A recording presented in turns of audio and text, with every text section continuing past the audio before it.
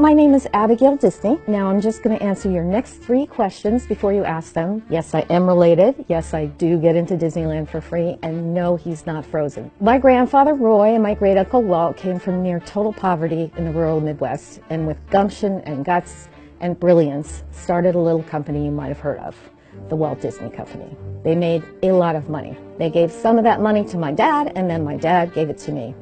I did not do anything to earn that money. And yet, I'm about to get a huge handout from Congress. You might have heard it called a tax cut, and yes, it's a very fat tax cut for me, along with some other people and corporations, mostly in the 1%. But it's probably not going to be a meaningful tax cut to you. For example, if you work for a living, your income is probably going to be taxed at a higher rate than mine once I set up a pass-through corporation to send it through. That's right, 21%. This bill will give me this tax cut while also killing health insurance for over 13 million people. It will let me pass over $20 million along to my children tax-free. And all my friends with private jets, they get a tax cut too. In the meantime, you can say goodbye to any of the state and local taxes you write off. And if you're a teacher, you can say goodbye to writing off school supplies.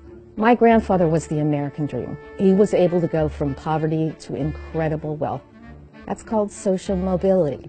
With a suffocating education system, a dying infrastructure, and a national debt that will be at least $1.5 trillion bigger, that social mobility will be far out of reach for people like you. But I will be able to stay comfortably right where I am. Does that strike you as fair? I know we heard that the swamp was getting drained. But given how this bill was written, I think it's looking a lot like a nightmare from Pirates of the Caribbean.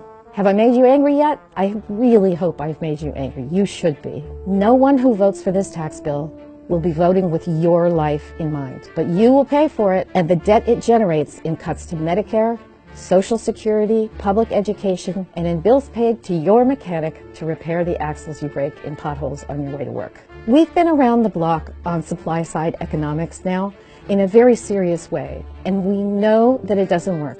We know that wealth does not trickle down.